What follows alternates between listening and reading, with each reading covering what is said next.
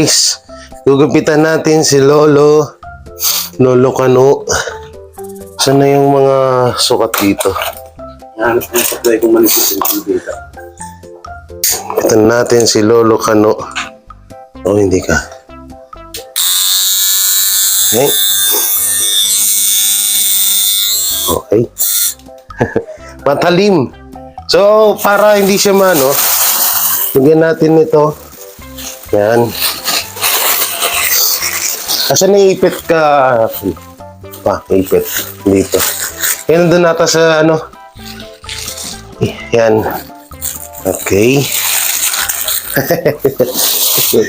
That's so very unique, no? Wait lang. Magano tayo. Sabihin natin sa kanya na pagtapos niyang gupitan, maligo siya. Google. Alright. Sensya na kayo guys at medyo hindi tayo marunong mag-German. Tagalog to German. Okay. Pagtapos maligo. Pagtapos mo gupitan, maligo. Sabihin mo sa kanya na pag binasa niya, lagyan niya ng boses. Yeah. Okay lang yan. At least alam niyo na yan. Okay? Ayan, okay daw. Okay. So, alright. Okay. Wow! So very sharp.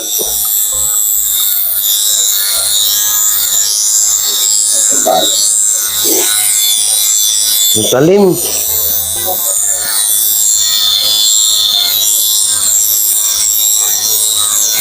Di ba?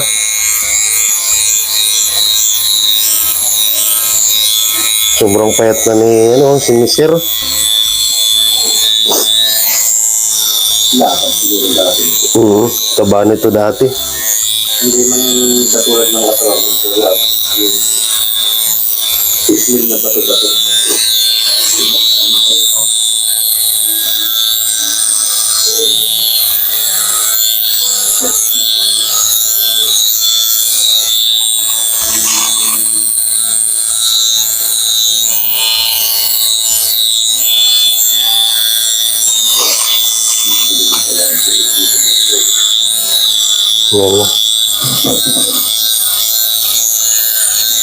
Hindi ko na siya guys dinala sa sa labas sa barbershop kasi mahihirapan lang siya. Dito ko na lang siya Here. Yeah. Okay? Okay. That's good.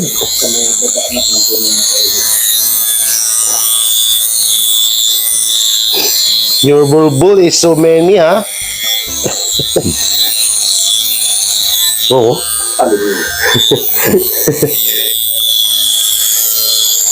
Kuya mo ganyan.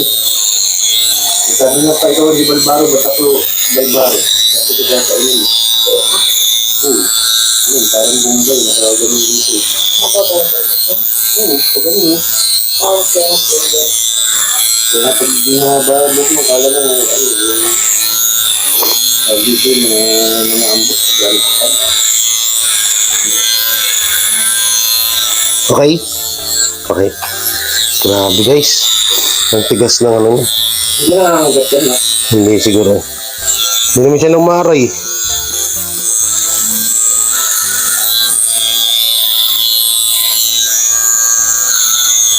Here, it's clean up.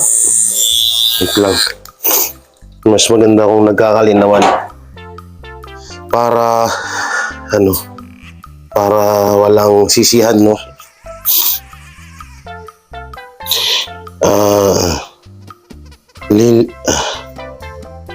Tatanggalin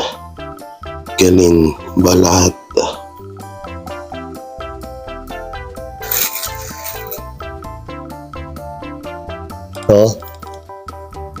Okay? Okay daw. Tanggalin daw lahat.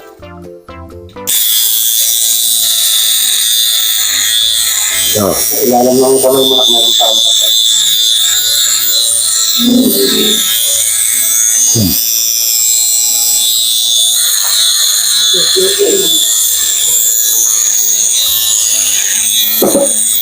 Alam nyo guys, hindi naman siya mahirap kausap. Tutusin. Kung nag-English lang to, mas mabilis kang makakapag kaintindihan. Sino ko? Kaliwa. Saan? Ito.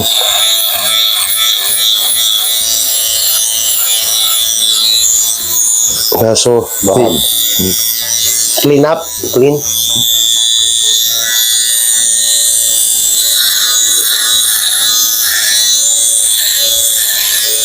Yung katulad ginagamit natin.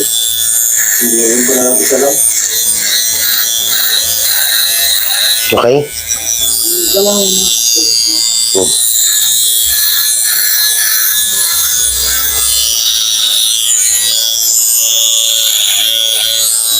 Yeah.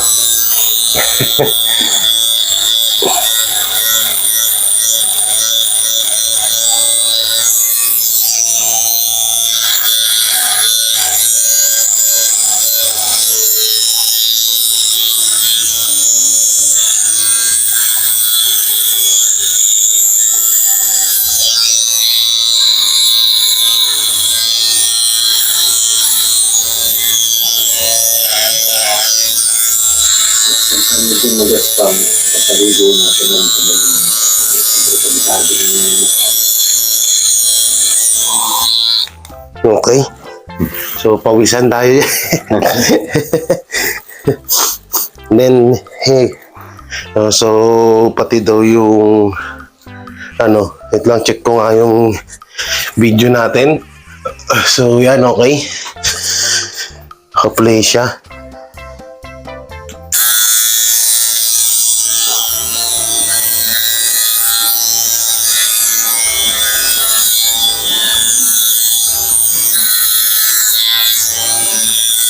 Parang si Lolo Einstein ko to. Hanggang ngayon, hindi ko kumaikot yung artistang sa niya, yung sabi ng kamukha. Niya, sa... Yung komedyante ng ibang bansa yun. Yung nagpakamatay dun. So, mamaya pala guys, magugulat kayo sa i-reveal ko. So, may kahindik-hindik na ginawa pala dito. No? So, antayin nyo na lang. Tapusin nyo na lang itong video. At sure ako, magugulat kayo at maaawa kayo lalo sa kanya. So, ano yung itong ilaw?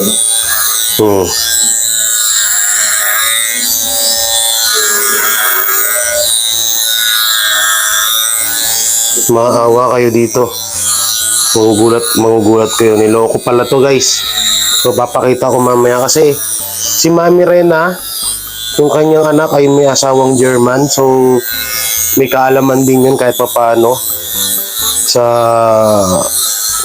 computer or rules ng German. So, sinerch niya yung name nito sa email at may nakita siya na kakaiba. No? So, mamaya.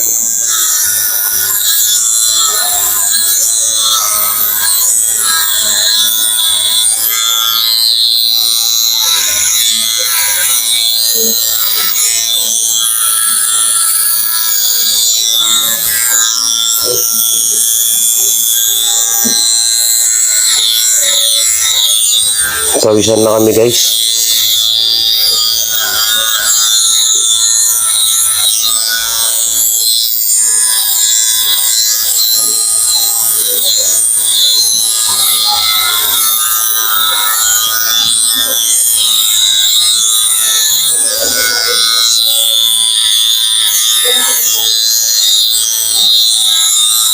Tapos po, bilang mo sinulong mo ng brush saka Charles, so bumili ka na doon hanggat maaga pa. guard naman pa mo. Wait lang. Mamaya na pala. Basta bilang mo siya ng safeguard,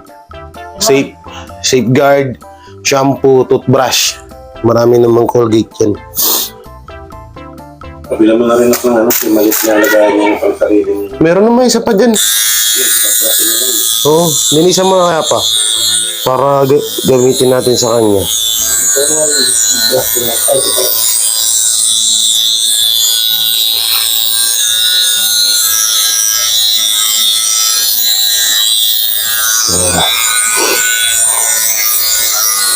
Sobrang kawawa itong ano na to guys. Kaya sana pa-share ng video niya, no?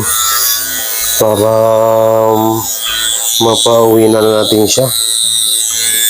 70 po, 70 years old na to. 71.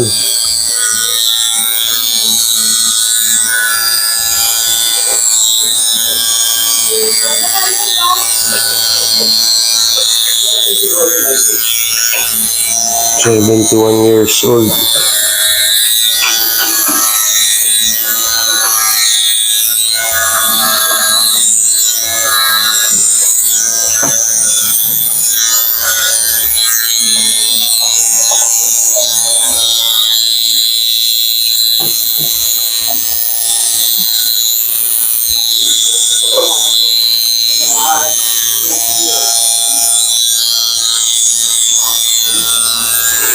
Nice. Okay.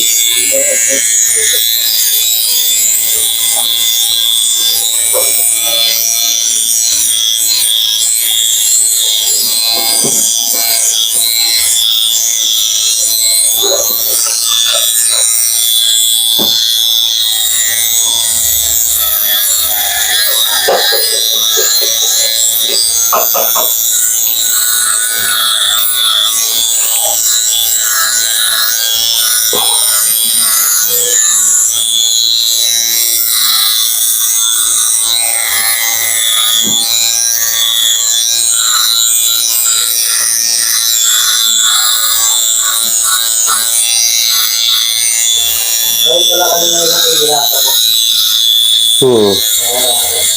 Nalaman na na itong Pilipino ng babae. Mamaya mo sabihin pa.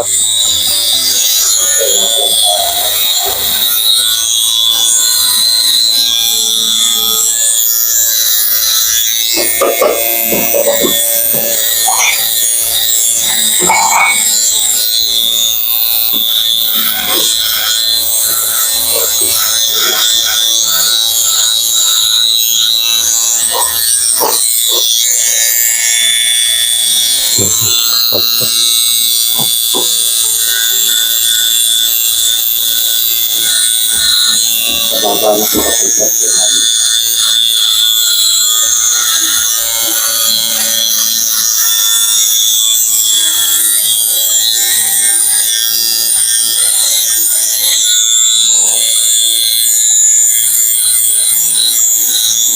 Lumabas ng mukha.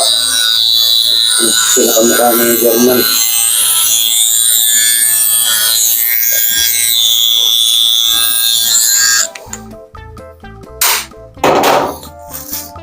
Okay, good. Ano po? Saan? Ito.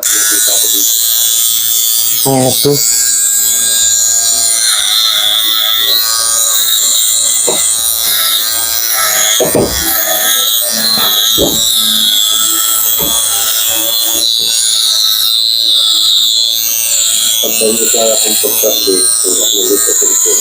Gusto na tayo na naman yun. Ano ito ang gagawin?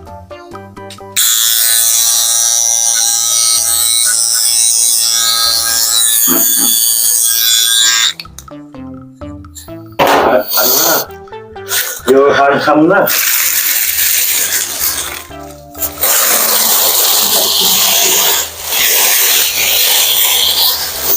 So yan. Good. Yeah, your face is... Tignan mo yung mukha mo in Tagalog. Okay.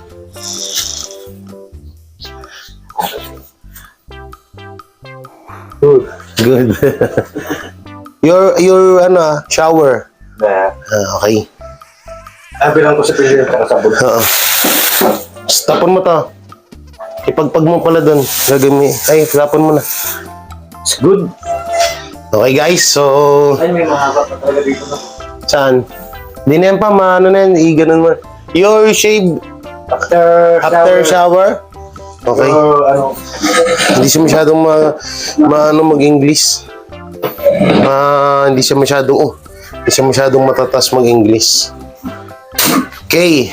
So, yun. Papaliguin mo natin siya at mamaya may sasabihin ako sa inyo guys. So, dyan lang muna kayo.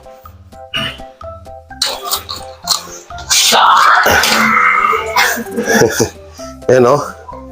Di ba? Okay. Okay na, mapupogi na ulit ni Sir o. So, yun guys. Natapusan natin siya gupitan. So, ba't ang dami nito pa? Ba't ang dami? Ang daming shampoo. Asan na yung pangahit? Andun naman ito. Binili nyo lahat yun? 200? Andun may 100 pa rin. Yan, 100 yan lahat. So, yan. Binili namin yung sarili niya sabunan. Tapos, kapaligo. Yung shower. Shower. That's your soap. Hindi siya masyado. Yes. It's yours. This yours, yan.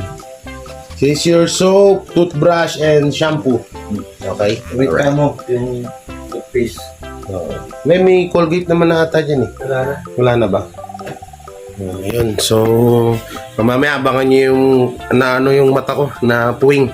So, mamaya sabihin ko sa inyo kung ano yung mga nalaman ko at may talagang ikakagulat nyo, promise. So, papaliguin muna natin siya. So, yun. At ito, kausap natin si Ma'am Presi, yung nagdala dito. So, Tegi, ikaw nga mag-explain nung picture na nakita namin.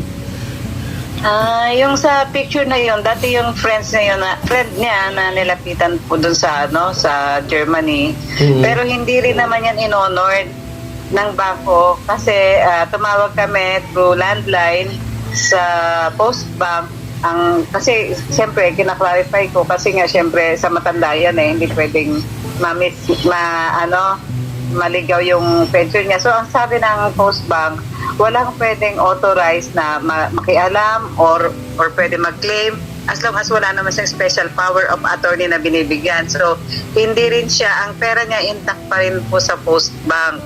So ang kailangan talagang i-push dyan yung Postbank, bakit ayaw i-release yung pera niya? Mayroon na siyang sariling ATM, ayaw pa rin ipadala nung sinabi namin sa Postbank, adya na kasi nagugutom na yung matanda, hindi na siya kumakain, may sakit na siya. Ang sabi naman, kailangan ng IBAN number, yung international bank account number. So ang nag-open account siya sa BPI, si Carlines, hindi rin in-honor ng Postbank. Wala naman siya pang open account, kumbaga nang hiram lang naman din kami. So ang dami nilang hinihinging requirements, talagang ayaw talaga nilang i-release yung pera ni Carl Heinz. So nag-ano na naman siya through Western Union kasi pumunta ka sa embassy. Ang sabi ng embassy, pwede naman yan i-direct through Western Union, ganyan, mag-email kayo, gumamit kayo ng ganitong application daw, i-download. Hindi rin naman pumwede kasi ang dami mga error daw. Lahat yan sir pinalo namin sinunod namin lahat ng mga rules na sinasabi ng embassy, ng Postbank, pero hindi rin talaga nag-work for at least 14 months sir na wala yang kinakain sir. Wala siyang, homeless talaga siya. Ako yung nagpo-provide sa kanya na sa sobrang awa ko lang sa kanya, pero yun nga, siguro si Sir Rafi Tulfo na lang siguro yung makakatulong kasi lahat na ng ahensya yung parang ginawa ko na yung best ko para matulungan siya sir Apo. Oo. Yung sinasabi na yung may magpa-place sa bangko niya, which is hindi ako naniniwala kasi ultimong ako na matagal niya ng pinagkakatiwalaan. Hindi ako pwedeng pagkatiwalaan ng bangko kasi hindi naman ako pwede mag-process din noon or kung sino makakilala niya doon kasi wala naman siyang iniis yung special power of attorney na protocol naman talaga yun ng bangko. So ang talagang kailangan dyan is yung Postbank, tatawagan niya na meron talaga pong authority na medyo tatakutin siya or bakit ganon? Hindi naman nila pera yun. Bakit nila hanggang sa mamatay ba yung matanda? Bakit nila kinokontrol? Ayun po. Di ba? Yung sa atin naman is para lang maipagamot siya kasi malaki yung bukol niya dun sa may lower abdomen. Kung na-check niyo po, Hindi ko napansin, may bukol pala siya. Oo, sa hernia yun, sinabi ng doktor niya. Yun nga. At saka yung mga reseta pala niya, nandito pa nga sa akin yung iba, idadaan ko na lang siguro dyan sa house mo. Kasi medyo may kamahalan yung ibang gamot niya. Nabili ko lang yung... Para naman po saan yung gamot niya na yan? Doon sa hernia, sir, kasi sumasakit daw yung bukol niya. At saka para maiwasan daw yung paglaki ng bukol. So magkano yung isang gamot? Yung ano kasi, yung isang piraso nun, ano yata, nasa 60 pesos isang piraso. Ano yun marami yun twice a day ang inom. Twice a day. 60 pesos, ang mahal nun. Oo. Tapos yung yung may maintenance pa siya, yung Neo Black na bili ko yan, sir. Every day yan bago matulog sa dugo. Tapos yung vitamins niya naubos na rin kasi talagang nag-ano lang, wala naman natin kasing nag-ano sa akin Yung reseta, ma'am, padala na lang dito. Oo, sir. Ang gusto ko, sir, malaman talaga, ang gusto ko, sir, talaga para matulungan natin siya is matawagan niya yung post bank at saka yung pension house niya, bakit nila kinokontrol yung pera ng matanda na imbis makakapagpagamot or makakauwi siya sa bansa niya, makakabili siya ng plane ticket niya, hindi nila magawa ng paraan kahit ng embassy niya. Nakipagtulungan din po, sir, ang Bureau of Immigration sa akin kasi hiningi ko rin siya ng tulong kung ano yung way para mapauwi or ma-process yung niya na tayo naman parang nag-guide lang naman tayo sa kanya Tama. Di po ba? Nag-guide lang po tayo. Kung tutuusin talaga, wala naman tayong kundi tulungan siya. Kumbaga, awa na lang. Kasi yung kung pababayaan natin, mamamatay talaga siya. Mamamatay talaga siya. Nakalaban-laban. So, sabi ko sa immigration, kahit pa-deport na lang para maayos niya yung pera niya at maging okay yung buhay niya. Sabi ng immigration, pumunta ka ng embassy, isama mo siya, tapos kumuha kayo ng certificate of indigency na wala siyang pamasahe, wala siyang tinitirahan, may sakit siya. So pagka may nadala kayo rito sa immigration at ganyan, i-file natin yan for voluntary deportation. Yun ang sabi.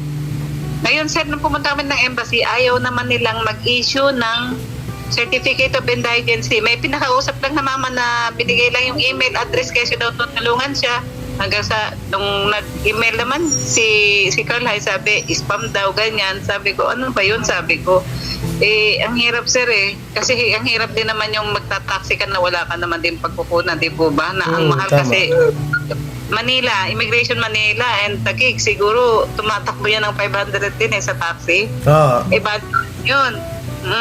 Tapos embassy dyan sa Makati, sa may RCBC Plaza. Kaya talagang sabi ko, hindi ko rin kaya, sir, yung kung iso-shoulder ko na hindi naman din dapat kasi nakita mo naman yung PWD ko rin. Ito nga, nangungulit na sabi ko, paano ko kikilos? Kaya thank you, sir, talaga, Sir Jay, ha? Okay, wala akong problema. Kaya ako lang din naman na yun kasi syempre, kaya mamaya bukas mapapanood mo yung video na to. So, nasabi ko doon na parang tinatransfer nga nung isang Pilipina yung pera ni Sir Car. Pero ngayon, okay naman na kasi naipaliwanag mo na rin naman din ng maayos. So, syempre, hindi talaga kami hanggat maaari kung ano-ano yung mga imbestiga na ginagawa namin dito para mas masolusyonan namin yung masolusyonan namin. Wait lang po.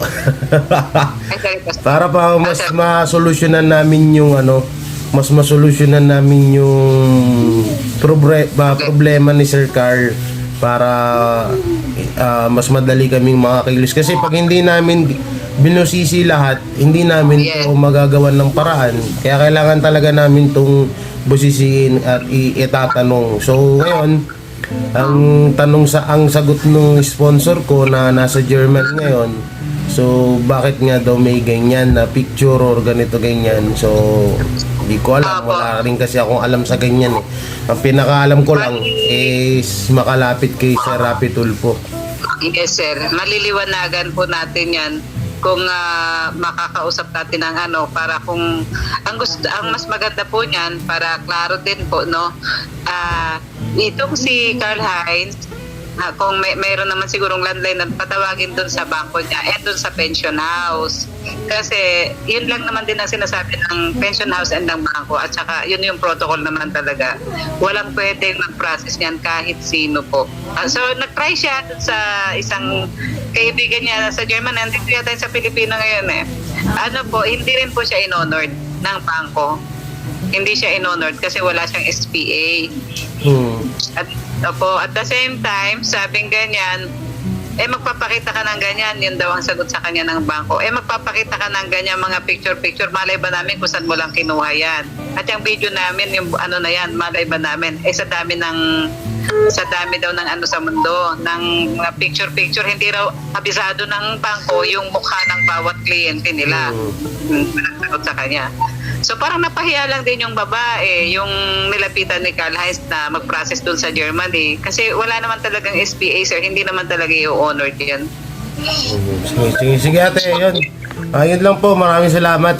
At least na kahit pa paano naliwanagan kami. Pag may mga katanungan pa, mag-chat na lang ako sa iyo, te, no? Thank you, sir. Tawag ka lang. God bless you, sir. Opo, salamat. Ingat din kayo dyan. Opo. Bye-bye. Opo. So yun, kausap ko na si Ma'am Presi. Ay, si Rapi Tulpoy ko lang talaga makakatulong sa amin ni Sir Carl.